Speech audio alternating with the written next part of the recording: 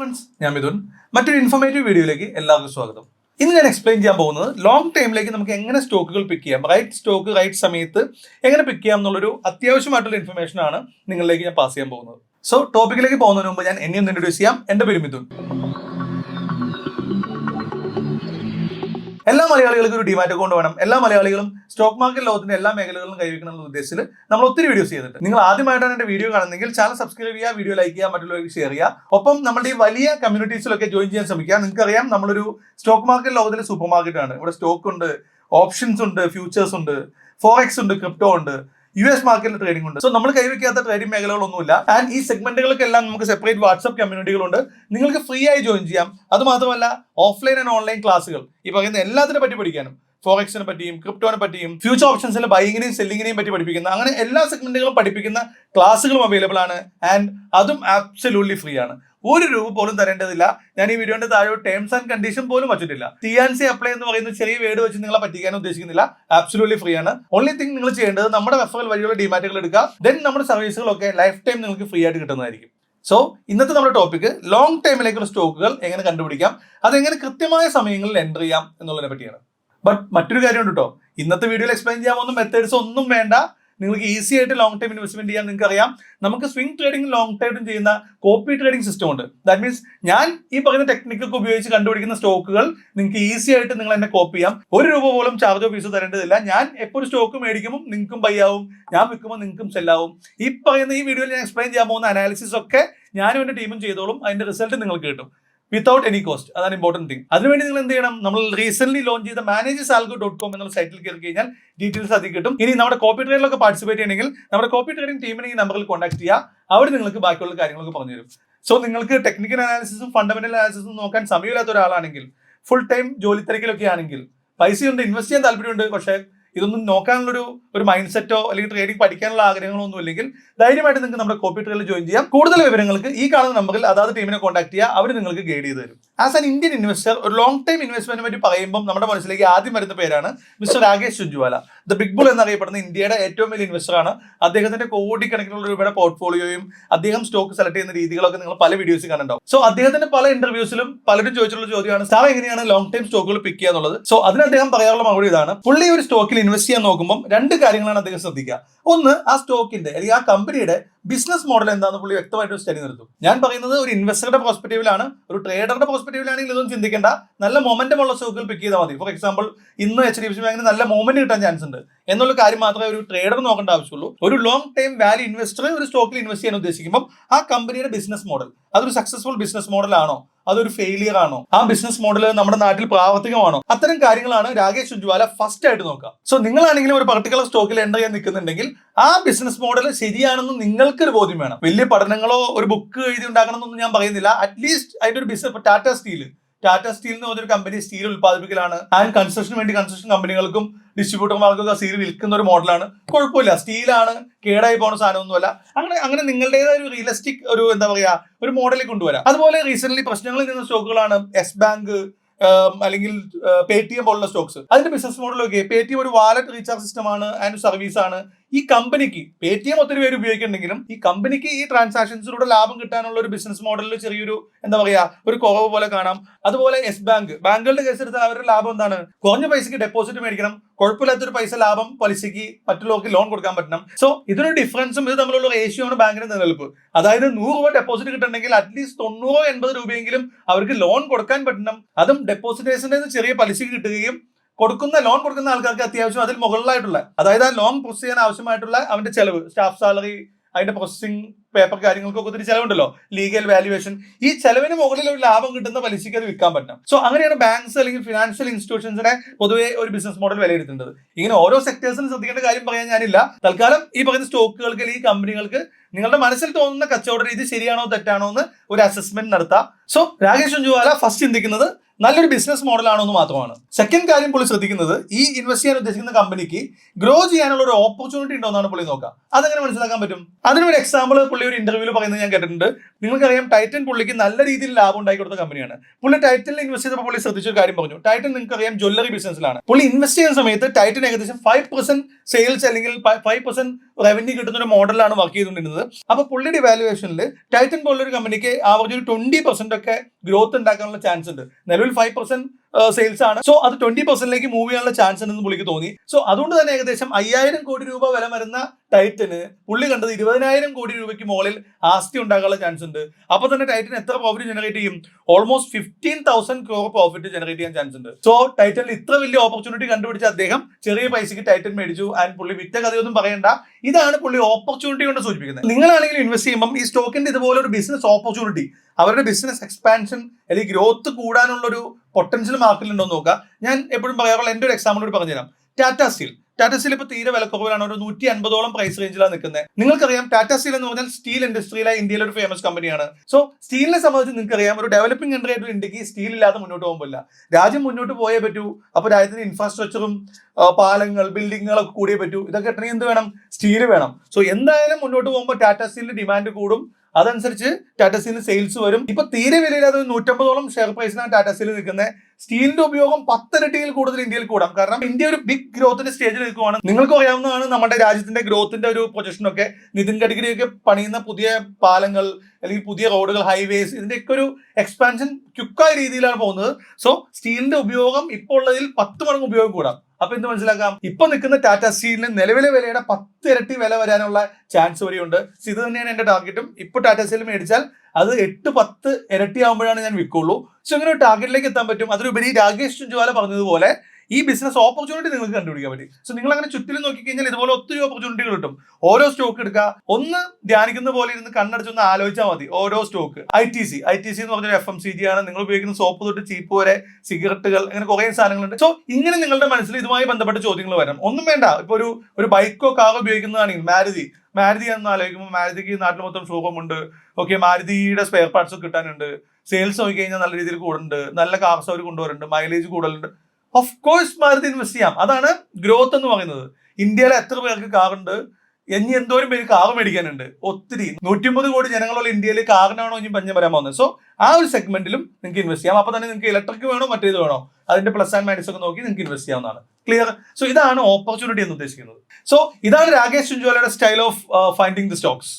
ഇനി നമുക്ക് മറ്റൊരു രീതി പരീക്ഷിക്കാം. അതായത് നിങ്ങൾക്ക് അറിയാം, മാർക്കറ്റിനെ നിയന്ത്രിക്കുന്നത് ആരാണ്? റീറ്റെയിലേഴ്സ് ആണോ, ഇൻസ്റ്റിറ്റ്യൂഷൻസ് ആണോ? എല്ലാവർക്കും അറിയുന്നതാണ്, ഇൻസ്റ്റിറ്റ്യൂഷൻസ് ആണ് മാർക്കറ്റിനെ നിയന്ത്രിക്കുന്നത്. അവർ ചില സാധനങ്ങൾ മേടിക്കുമ്പോൾ വില കൂടും, അവർ വിൽക്കുമ്പോൾ വില കുറയും. സോ ഈ ഇൻസ്റ്റിറ്റ്യൂഷൻ എന്ന് പറഞ്ഞാൽ ബേസിക്കലി ആരാണ്? വലിയ വലിയ മ്യൂച്വൽ ഫണ്ട് കമ്പനികളും അല്ലെങ്കിൽ വലിയ വലിയ ബാങ്കുകളൊക്കെയാണ് നമ്മൾ പൊതുവെ ഇൻസ്റ്റിറ്റ്യൂഷൻസ് എന്ന് പറയാം. സോ ഈ മ്യൂച്വൽ ഫണ്ട് കമ്പനികൾ ഏത് സ്റ്റോക്കാണോ മേടിക്കുന്നതെന്ന് നോക്കിയാൽ അത് മേടിച്ചാൽ പോരെ? നമുക്ക് അറിയുന്നതല്ലേ, ഇൻസ്റ്റിറ്റ്യൂഷൻ മേടിക്കുമ്പോൾ അതിന്റെ വില കൂടും.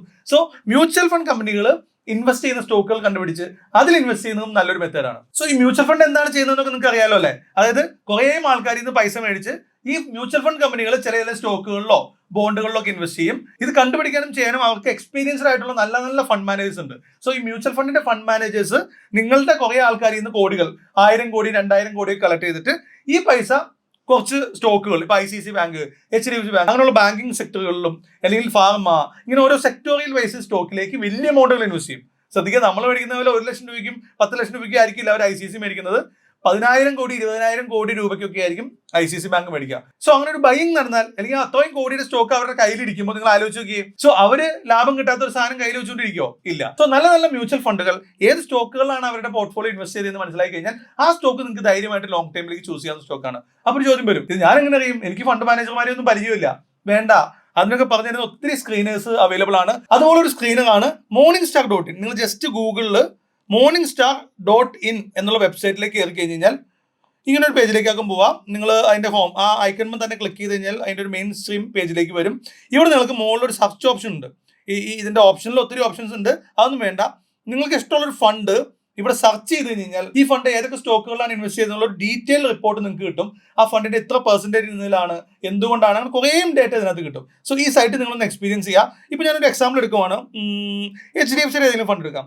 HDFC AMCയുടെ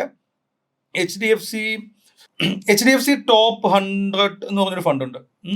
HDFC ടോപ്പ് 100 ഗ്രോത്ത് എന്ന് പറഞ്ഞൊരു ഫണ്ട് ഞാൻ സെലക്ട് ചെയ്യുകയാണ്. ഇതൊരു മ്യൂച്വൽ ഫണ്ടാണ്. സോ മ്യൂച്വൽ ഫണ്ട് ഏത് സെർച്ച് ചെയ്യണമെന്ന് ചോദിക്കരുത്, അതൊക്കെ സ്പൂൺ ഫീഡിംഗ് ആവും. കുറച്ച് ബേസിക് സ്റ്റഡി നിങ്ങൾ നടത്താം. ഗൂഗിൾ അല്ലേ മുമ്പിലേക്ക് വന്നേ, വേണ്ട, ChatGPT നിൽക്കണ്ടേ ചോദിച്ചാൽ പോരെ. നിങ്ങൾക്ക് സ്മോൾ ക്യാപ് സ്റ്റോക്കുകളാണ് ഇൻവെസ്റ്റ് ചെയ്യുന്നതെങ്കിൽ നേരെ ChatGPT എടുക്കാൻ ചോദിക്കുക, അല്ലെങ്കിൽ ഗൂഗിളിനോട് ചോദിച്ചാൽ മതി. Best small cap mutual funds in India എന്ന് ചോദിച്ചു കഴിഞ്ഞാൽ ഒരു ലിസ്റ്റ് ChatGPT തരും, ഗൂഗിൾ തരും. അല്ലെങ്കിൽ മിഡ് ക്യാപ്പ് ആണ് മിഡ് ക്യാപ്പ്, അല്ലെങ്കിൽ ബ്ലൂ ചിപ്പ് സ്റ്റോക്ക്, അല്ലെങ്കിൽ Nifty 50 സ്റ്റോക്കുകളിൽ ഏറ്റവും കൂടുതൽ ഇൻവെസ്റ്റ് ചെയ്തിരിക്കുന്ന ഫണ്ട് ഏതാണെന്ന് അറിയണമെങ്കിൽ ഇതൊക്കെ നിങ്ങൾ ഗൂഗിളിനോടൊക്കെ ജസ്റ്റ് ചോദിച്ചു കഴിഞ്ഞാൽ ആ ഫണ്ടിന്റെ പേര് കിട്ടും. ആ പേര് നിങ്ങൾ ഇതുപോലെ ഇവിടെ സെർച്ച് ചെയ്താൽ ആ ഫണ്ടിന്റെ ഡീറ്റെയിൽസ് കിട്ടും. ദെൻ ഇതിലെടുത്താൽ താഴെ ഫസ്റ്റ് ഓപ്ഷൻ തന്നെ കൊടുത്തിരിക്കുന്നത് ഇക്വിറ്റി ഹോൾഡിംഗ്. 49ഓളം സ്റ്റോക്കുകളിലാണ് ഈ ഫണ്ട് ഇൻവെസ്റ്റ് ചെയ്തിട്ടുള്ളത്. അത് ഏതാണെന്ന് നേരെ താഴെ ഡീറ്റെയിൽ ആയിട്ടുണ്ട്, ഫുൾ റിപ്പോർട്ട് ഉണ്ട്. എന്നാണ് ഇൻവെസ്റ്റ് ചെയ്തത്, ആദ്യമായിട്ട് മേടിച്ചത് എന്നാണ്, എത്ര രൂപയുടെ ഉണ്ട്, ഇതൊക്കെ സൈഡിലേക്ക് നോക്കി കിട്ടും. സിസ്റ്റത്തിൽ ഉപയോഗിക്കുകയാണെങ്കിൽ നിങ്ങൾക്ക് അല്പം ബ്രീഫായിട്ട് കിട്ടും കേട്ടോ. ഞാനിപ്പോൾ ജസ്റ്റ് മൊബൈൽ ഫോണിൽ കണ്ടുവന്നേ ഉള്ളൂ. ഈ ഫണ്ട് നോക്കൂ, ഇപ്പോൾ ഞാൻ എടുത്തിരിക്കുന്ന ഫണ്ട് HDFCയുടെ ഗ്രോത്ത് ഫണ്ടാണ്, ടോപ്പ് 200 എന്ന് പറഞ്ഞ ഫണ്ട്. ഇതിൽ ഏറ്റവും വെയിറ്റേജ് കൊടുത്തിരിക്കുന്ന ICICI ബാങ്കിനാണ്. നേരത്തെ പറഞ്ഞതുപോലെ തന്നെ ICICI ബാങ്കാണ് ആ ഫണ്ടിന്റെ 9.84%. ഫോർ എക്സാമ്പിൾ, നിങ്ങൾ 1 ലക്ഷം രൂപ ആ ഫണ്ടിൽ ഇൻവെസ്റ്റ് ചെയ്തിട്ടുണ്ടെങ്കിൽ ആ 1 ലക്ഷം രൂപയിൽ 9,840 രൂപയും സംതിങ് രൂപയും അവർ മേടിച്ചിരിക്കുന്നത് ICICI സ്റ്റോക്കിനാണ്. അത് കഴിഞ്ഞ് HDFC ബാങ്ക് മേടിച്ചിട്ടുണ്ട്, NTPC, L&T, റിലയൻസ്. ഇതിങ്ങനെ കിട്ടും അതിന്റെ പെർസെന്റേജ് വൈസ്.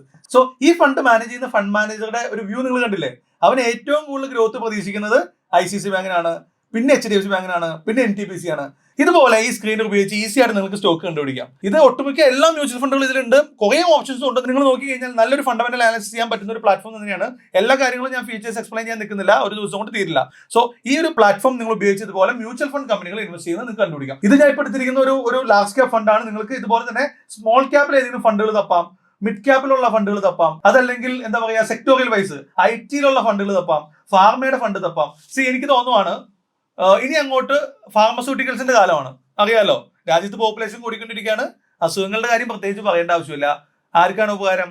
ഫാർമസ്യൂട്ടിക്കൽ കമ്പനികൾക്ക് എന്തായാലും ലാഭം കിട്ടും. ഇത് ഞാൻ വെറുതെ പറഞ്ഞാണെങ്കിലും ഒറിജിനൽ കാര്യമാണ്. സോ ഫാർമസ്യൂട്ടിക്കൽ കമ്പനികളിലേക്ക് ഇൻവെസ്റ്റ് ചെയ്യുന്ന ഫണ്ട് ഞാൻ നേരെ ChatGPT എടുക്കുന്നു, ബെസ്റ്റ് ഫാർമ ഫണ്ട്സ് സെർച്ച് ചെയ്യുന്നു, ഫണ്ടുകൾ വരുന്നു. അതിൽ 1-2 ഫണ്ട് ഇതുപോലെ തപ്പി കഴിഞ്ഞ് കഴിഞ്ഞാൽ ആ ഫണ്ട് മാനേജേഴ്സ് ഇൻവെസ്റ്റ് ചെയ്തിരിക്കുന്ന ഫാർമ കമ്പനി ഏതാണെന്ന് കണ്ടുപിടിക്കുക. ഇത് നിങ്ങൾക്ക് ലോങ് ടൈമിലേക്ക് ഉപയോഗിക്കാവുന്നതാണ്. ഇനി ഇത് രണ്ടുമല്ല, ബെസ്റ്റ് സ്റ്റോക്കുകൾ വില കുറഞ്ഞ് മേടിക്കാനും വില കുറവ് വിൽക്കാനും മറ്റൊരു ഷോർട്ട് കട്ട് കൂടിയുണ്ട്. അതാണ് PEG ratio, price per earnings to growth എന്നാണ് അതിന് പറയുന്നത്. ജസ്റ്റ് ഗൂഗിൾ ചെയ്താൽ അത് എന്താണെന്നൊക്കെ നിങ്ങൾക്ക് പറഞ്ഞുതരും. PEG റേഷ്യോ എന്ന് പറഞ്ഞ റേഷ്യോ ഉണ്ട്. ഈ റേഷ്യോ നമുക്ക് ഒരു മെയിൻ ഇമ്പോർട്ടന്റ് കാര്യം പറഞ്ഞുതരും. സ്റ്റോക്കുകളുടെ വില ഇപ്പൊ ഓവർ പ്രൈസ്ഡ് ആണോ അതോ അണ്ടർ വാല്യൂഡ് ആയിട്ടാണോ നിൽക്കുന്നത്? അതായത് ചില സ്റ്റോക്കുകൾ ഇപ്പൊ കൂടിയ വിലയിലാണോ നിൽക്കുന്നത്, ചില സ്റ്റോക്കുകൾ താരതമ്യേന കുറഞ്ഞ വിലയിലാണോ? ഞാൻ നേരത്തെ പറഞ്ഞ ടാറ്റ സ്റ്റീലിന്റെ കേസ് എക്സാമ്പിൾ പറയാം. ടാറ്റ സ്റ്റീലിന് ഇപ്പം 100-150 രൂപ ആവറേജ് വിലയുള്ളൂ. ശരിക്കും എന്റെ കാഴ്ചപ്പാടിൽ തീരെ അണ്ടർ വാല്യൂഡ് ആണ്. ഈ വില കണ്ടാൽ പോരാ സ്റ്റോക്കിന്. ഈ സ്റ്റോക്കിന് 700-800 മുകളിൽ വില വരാനുള്ള ഒരു ചാൻസ് ഉള്ള സ്റ്റോക്കാണ്. അതെങ്ങനെ നിങ്ങൾക്ക് മനസ്സിലാക്കാം? അത് മനസ്സിലാക്കാനായിട്ട് നിങ്ങൾക്ക് ഈ റേഷ്യോ ഉപയോഗിക്കാം. അപ്പോഴും ഒരു ചോദ്യം വരും, ഇത് എവിടെ നിന്ന് കിട്ടും? സിമ്പിൾ, ഗൂഗിൾ ചെയ്യുക. ഇഷ്ടം പോലെ സ്ക്രീനേഴ്സ് ഉണ്ട് PG റേഷ്യോ ഇടുന്നത്. നിങ്ങൾ ഗൂഗിൾ എടുക്കുന്നു, PG റേഷ്യോ സ്ക്രീനർ എന്ന് ജസ്റ്റ് ഗൂഗിൾ ചെയ്ത് കഴിഞ്ഞാൽ ആദ്യം വന്നിരിക്കുന്ന ഓപ്ഷൻ തന്നെ സ്ക്രീനറുടെയാണ്. സ്ക്രീനർ തന്നെ ബെസ്റ്റ് ആണ്. അതിൽ കയറി കഴിഞ്ഞാൽ നിങ്ങൾക്ക് സാധനം കിട്ടും, ഓരോ കമ്പനികളുടെയും PG റേഷ്യോ. ഇപ്പൊ ഫസ്റ്റ് തന്നെ കിടക്കുന്നത് ഫ്ലോറ. ഇതിൽ നിങ്ങൾക്ക് ഇൻഡസ്ട്രി ടൈപ്പിൽ കൊടുക്കാം കേട്ടോ. നിങ്ങൾക്ക് ഫിനാൻസ് വേണമെങ്കിൽ ഫിനാൻസ് ക്ലിക്ക് ചെയ്യാം, അതല്ലെങ്കിൽ ഇപ്പം പറയാ സ്റ്റീൽ വേണോ? സ്റ്റീൽ ഇപ്പം ഞാൻ ടാറ്റ സ്റ്റീലിന്റെ കേസ് നമുക്ക് സെർച്ച് ചെയ്ത് നോക്കാം. സ്റ്റീൽ വേണമെങ്കിൽ സ്റ്റീൽ സെർച്ച് ചെയ്യാം. ദെൻ ഇതിന്റെ ഏറ്റവും ലാസ്റ്റ് നിങ്ങൾക്ക് PG കൊടുത്തിട്ടുണ്ടാവും. റൈറ്റ് സൈഡിലേക്ക് നോക്കിയാൽ, ഇത് മൊബൈലിലായതുകൊണ്ടാണ്, പറ്റുമെങ്കിൽ നിങ്ങൾ ലാപ്ടോപ്പിൽ ട്രൈ ചെയ്ത് നോക്കുക. കാരണം ഒറ്റ സ്ക്രീനിൽ ഇതെല്ലാം അറിയാൻ പറ്റും. സോ നമ്മളുടെ സാധനം ഒന്ന് സെർച്ച് ചെയ്ത് നോക്കാം. നമ്മൾ പറഞ്ഞത് ടാറ്റ സ്റ്റീൽ അല്ലേ. സ്റ്റോക്ക് വെച്ച് സെർച്ച് ചെയ്യണമെങ്കിൽ നിങ്ങൾ എനിക്ക് തോന്നുന്നു രജിസ്റ്റർ ചെയ്യേണ്ടതുണ്ട്. നിങ്ങളുടെ ഇമെയിൽ അക്കൗണ്ട് തന്നെ വഴി നിങ്ങൾക്ക് രജിസ്റ്റർ ചെയ്യാവുന്നതാണ്. അങ്ങനെ രജിസ്റ്റർ ചെയ്ത് നിങ്ങൾക്ക് ഇതിനകത്തൊരു വാച്ച് ലിസ്റ്റ് ക്രിയേറ്റ് ചെയ്യാം. നിങ്ങൾക്ക് അറിയാം ഇതുപോലെ വാച്ച് ലിസ്റ്റ് ക്രിയേറ്റ് ചെയ്യാം. അപ്പോൾ വെറുതെ ഓരോന്ന് സെർച്ച് ചെയ്യണം. നിങ്ങൾക്ക് ആവശ്യമുള്ള സ്റ്റോക്കുകൾ, അല്ലെങ്കിൽ നേരത്തെ പറഞ്ഞ 2 ഓപ്ഷൻ വഴി നിങ്ങൾ കണ്ടുപിടിച്ച കുറേ സ്റ്റോക്കുകൾ ഇതിൽ ആഡ് ചെയ്ത് വെച്ച് കഴിഞ്ഞാൽ ഇതിന്റെ വാല്യൂസ് നിങ്ങൾക്ക് ഇവിടെ കിട്ടും. ഇവിടെ ഏറ്റവും അറ്റത്തേക്ക് പോയാൽ നിങ്ങൾക്ക് അറിയാം ഓരോന്നിന്റെ വാല്യൂ ഉണ്ട്. HDFC ബാങ്കിന്റെ PG റേഷ്യോ കാണിക്കുന്നത് 0.78 ആണ്. അത് പറഞ്ഞില്ലല്ലോ അല്ലെ, എങ്ങനെ P റേഷ്യോ കണ്ട് സ്റ്റോക്ക് ഓവർ വാല്യൂഡ് ആണോ അണ്ടർ വാല്യൂഡ് ആണോ കണ്ടുപിടിക്കാന്നുള്ള കാര്യം പറഞ്ഞില്ലല്ലോ. ഓക്കെ, PG റേഷ്യോ എന്ന് പറഞ്ഞു കഴിഞ്ഞാൽ 0 തൊട്ടുള്ള മൈനസിലേക്കും ഉണ്ട്. ഒരു 1 മുകളിലേക്ക് 1.5 to 2 അങ്ങനെയുള്ള റേഷ്യോ ആണ്. നമ്മുടെ ഓപ്ഷൻ ട്രേഡിംഗിൽ PCR റേഷ്യോ എന്ന് പറഞ്ഞ റേഷ്യോനെ പറ്റി നമ്മൾ പഠിച്ചിട്ടുണ്ടല്ലോ. 1 താഴേക്ക് വന്ന ബുള്ളിഷ്, 1 മുകളിലേക്ക് പോയ ബെയറിഷ്, അങ്ങനെ കേട്ടല്ലേ. സെയിം ആ കൺസെപ്റ്റിൽ തന്നെയാണ് PG റേഷ്യോ കാൽക്കുലേറ്റ് ചെയ്യേണ്ടത്. PG റേഷ്യോ 1 താഴെയാണെങ്കിൽ, ഒരു 1 എന്ന് പറയുമ്പോൾ 0.9, 0.8 ഒക്കെ താഴെയാണെങ്കിൽ ആ സ്റ്റോക്ക് അണ്ടർ വാല്യൂഡ് ആണ്. ആ സ്റ്റോക്കിന്റെ വില താരതമ്യേന കുറവാണ്, നിങ്ങൾക്ക് ബൈ ചെയ്യാം, ബൈയിങ് സോണിലാണ് നിൽക്കുന്നതെന്നും. PG റേഷ്യോ 1 മുകളിലാണെങ്കിൽ, അത് തന്നെ 1.5 2-ലേക്കൊക്കെ പോകുന്നുണ്ടെങ്കിൽ അത് ഓവർ വാല്യൂഡ് സ്റ്റോക്ക് ആണ്. ഓൾറെഡി ഓവർ ബോട്ട് സോണിലാണ് നിൽക്കുന്നത്. എപ്പോൾ വേണമെങ്കിലും മാർക്കറ്റിൽ ആ സ്റ്റോക്കിൽ ഒരു സെൽ ഓഫ് വരാം എന്നൊരു കാര്യമാണ് സൂചിപ്പിക്കുന്നത്. സോ ക്ലിയർ ആയല്ലോ.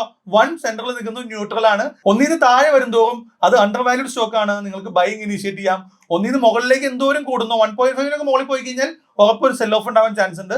സോ 1.5 മുകളിലൊക്കെ നിൽക്കുന്ന സ്റ്റോക്കുകൾ നിങ്ങളുടെ കയ്യിലുണ്ടെങ്കിൽ പോർട്ട്ഫോളിയോ വിറ്റ് നിങ്ങൾക്ക് ഒഴിവാക്കാം. എന്നിട്ട് വീണ്ടും താഴെയുള്ള അണ്ടർ വാല്യൂഡ് ആയിട്ടുള്ള സ്റ്റോക്കുകൾ കണ്ടുപിടിച്ച് നിങ്ങൾക്ക് ഇൻവെസ്റ്റ് ചെയ്യാം. അതിനുവേണ്ടി ഉപയോഗിക്കാൻ പറ്റുന്ന ഒരു സാധനമാണ് PG റേഷ്യോ. ഇതിൽ നിങ്ങൾ നോക്കി ഞാൻ പറഞ്ഞ പോലെ തന്നെ ടാറ്റ സ്റ്റീലിന്റെ PG റേഷ്യോ -20 ആണ്. HDFC ബാങ്കിന്റെ നോക്കിയേ 0.78, ഒന്നിനോട് അടുത്ത് തന്നെ കിടക്കുവാണ്. ടാറ്റ മോട്ടോഴ്സ് 0.13. ടാറ്റ മോട്ടോഴ്സ് ഇപ്പോഴും അണ്ടർ വാല്യൂഡ് ആണെന്ന് പറയുന്നത്.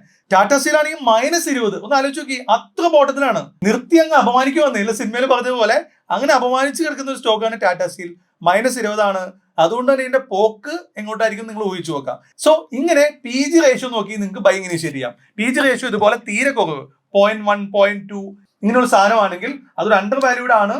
അവിടെ നിന്ന് നിങ്ങൾക്ക് നല്ലൊരു ബൈയിങ് പുഷ് കിട്ടാൻ ചാൻസ് ഉണ്ട്. ധൈര്യമായിട്ട് നിങ്ങൾക്ക് ഇൻവെസ്റ്റ് ചെയ്യാൻ പറ്റുന്ന ഒരു സ്റ്റോക്കാണ്. സോ നേരത്തെ പറഞ്ഞ രീതിയിൽ ഉണ്ടാക്കി വെച്ചിരിക്കുന്ന സ്റ്റോക്കിന്റെ PG റേഷ്യോ കൂടി കാൽക്കുലേറ്റ് ചെയ്താൽ ഇത് ബൈയിങ് സോണിലാണോ കയ്യിലുണ്ടെങ്കിൽ വിറ്റ് ഒഴിവാക്കുന്ന സോണിലാണോ എന്നൊരു ക്ലിയർ പിക്ചർ നിങ്ങൾക്ക് കിട്ടും. സോ ഈ 3 പറഞ്ഞ കാര്യങ്ങൾ മാത്രം ഡിസ്കസ് ചെയ്താൽ ഇത് മാത്രം മതി, വേറെ ഒന്നും വേണ്ട.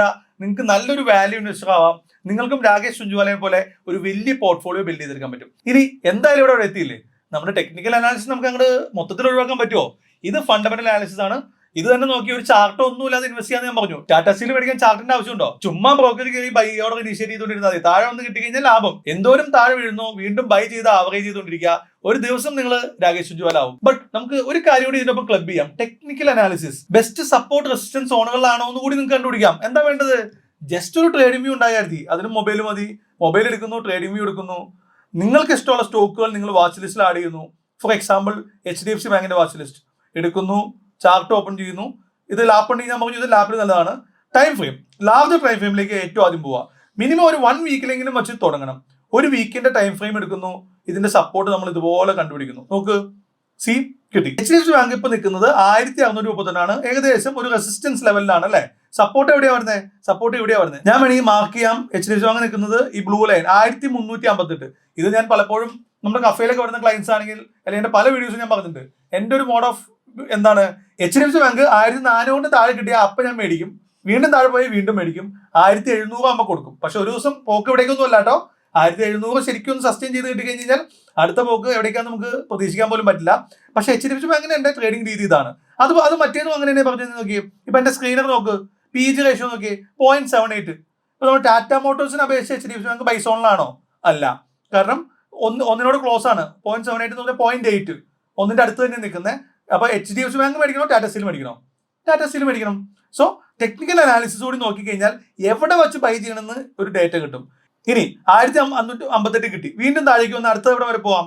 ഇതൊക്കെ പറഞ്ഞു തരണമെങ്കിൽ ഈ പറയുന്ന ടെക്നിക്കൽ അനാലിസിസ് വേണം. എവിടെ വരെ പോവാം?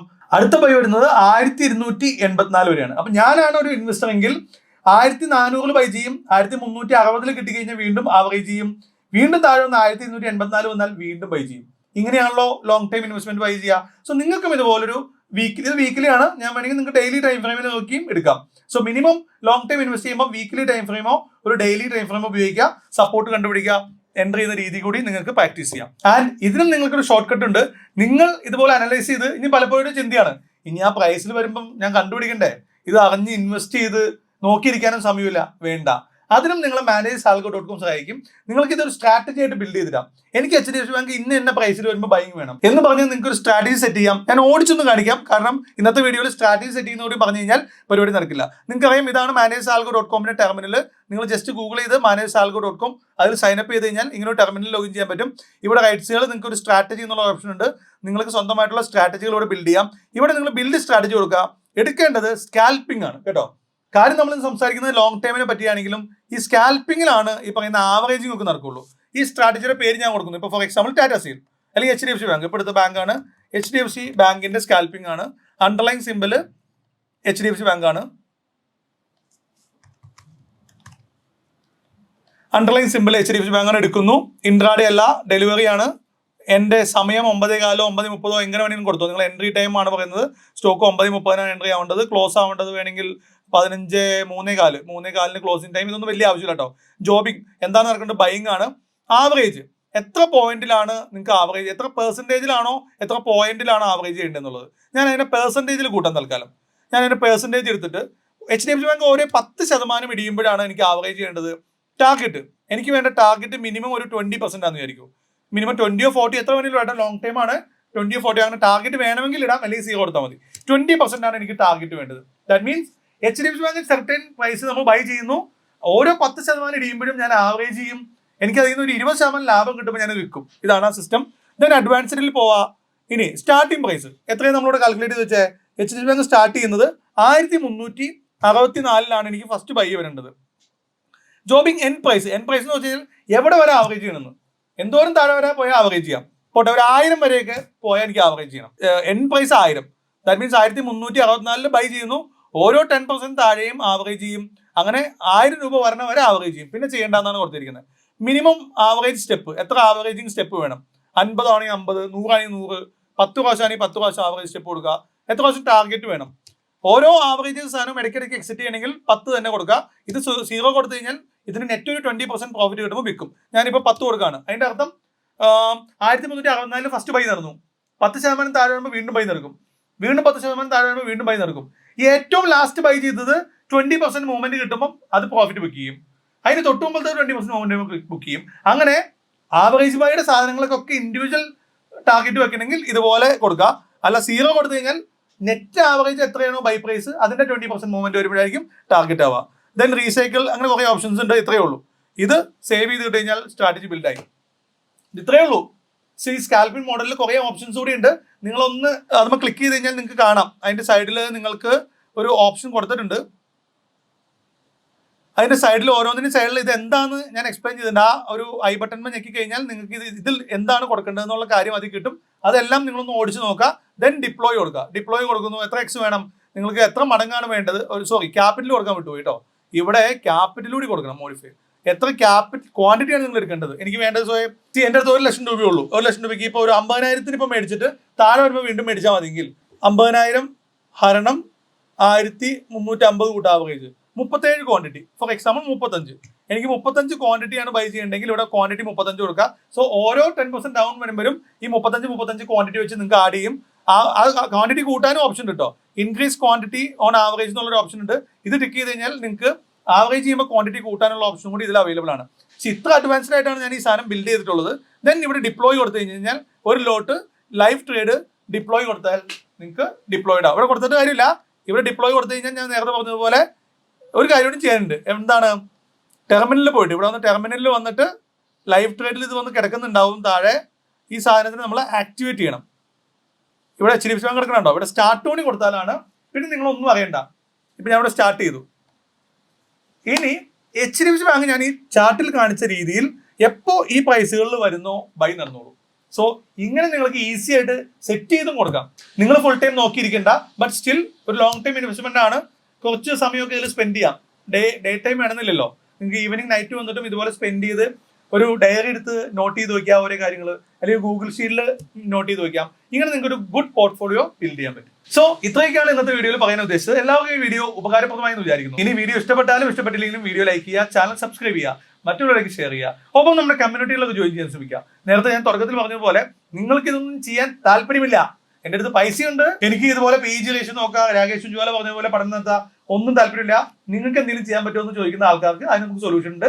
നിങ്ങൾക്ക് ഞാൻ ഈ സാധനങ്ങളൊക്കെ ചെയ്ത് കണ്ടുപിടിക്കുന്ന സ്റ്റോക്കിൽ സ്വിംഗ് ട്രേഡിലും ലോങ് ടൈമിലും ഓപ്ഷൻ സെല്ലിംഗിലും നിങ്ങൾക്ക് എന്നെ കോപ്പി ചെയ്യാൻ ഓപ്ഷൻ ഉണ്ട്. കൂടുതൽ വിവരങ്ങൾക്ക് നമ്മുടെ ടീമിനെ കോൺടാക്ട് ചെയ്യുക, നമ്മുടെ കോപ്പി ട്രേഡിംഗിലേക്ക് ജോയിൻ ചെയ്യുക. നമുക്ക് ഒരുമിച്ച് ട്രേഡ് ചെയ്യാം, ഒരുമിച്ച് ലാഭവും നഷ്ടവും നോക്കിയാം. ബൈ.